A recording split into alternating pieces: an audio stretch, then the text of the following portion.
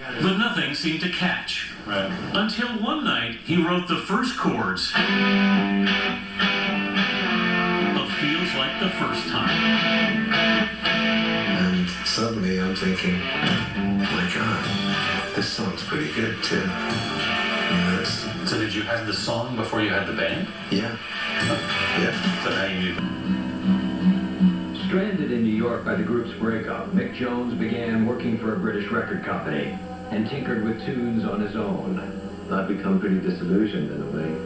And then the songs started to come, And I started to wonder, well, what am I going to do with these songs? I sort of got the idea that maybe it might be worthwhile trying to form my own band finally. In the early 70s, Mick returned to London to continue his musical education with British prog rockers Spooky Tooth. So this guy was learning like a laboratory scientist apprentice would be learning all of the fundamental magic of rock and roll and how to make it. By 1976, Mick was playing with the Leslie West Band in New York.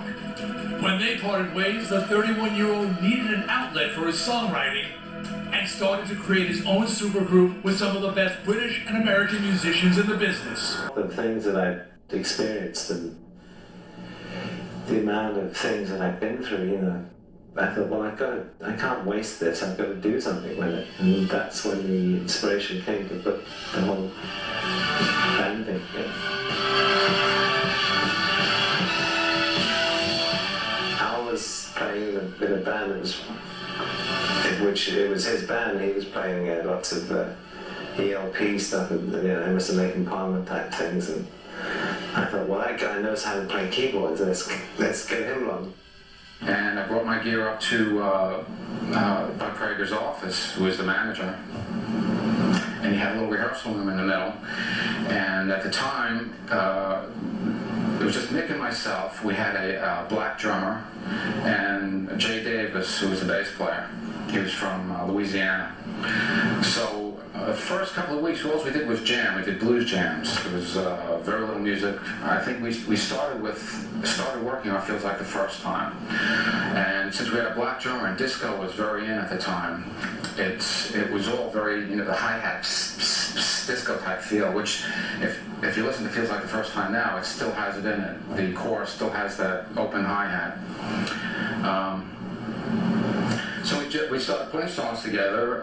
The drummer and the bass player left. They thought it wasn't going anywhere, so we did auditions. We got Dennis Elliott in, and in the meantime we had McDonald come down. He started working with us. Ian Lloyd was making a solo record, and I was invited to the session, which is where I met Mick. Mick was working on the record as well. Ian Lloyd used to be in a group called Stories. Had a big hit with Brotherly. And he must have known like my involvement in King Crimson.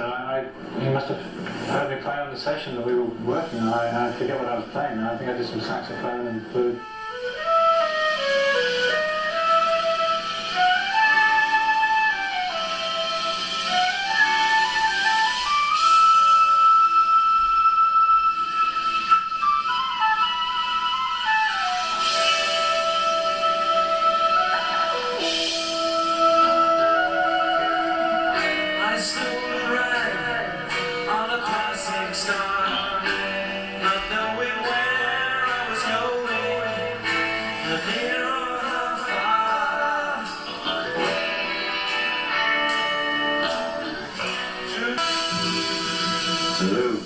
Gramm was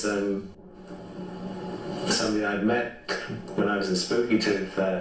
He was a frequent visitor to our shows up in his area of New York and Rochester and Buffalo.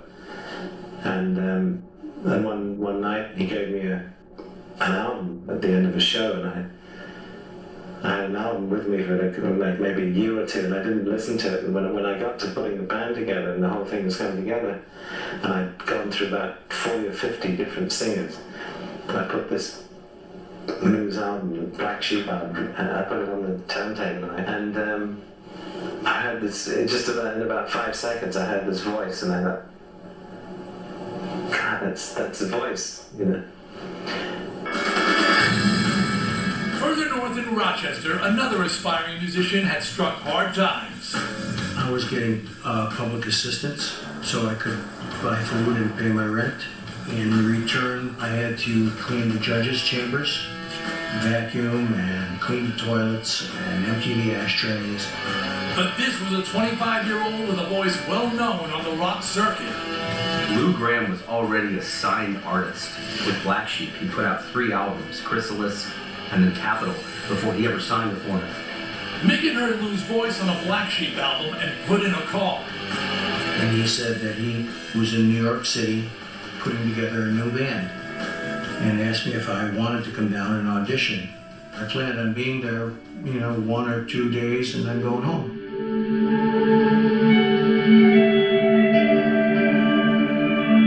As Lou started to sing, Mick knew he had found that magic ingredient. I heard someone and I heard the timbre of voice and it was spot on. I couldn't have imagined that it would be anybody else. They really liked the way I sang. They asked me if I would stay and be their singer. When Lou Gramm and Mick Jones' musical forces collided, it was literally like 2 stars colliding.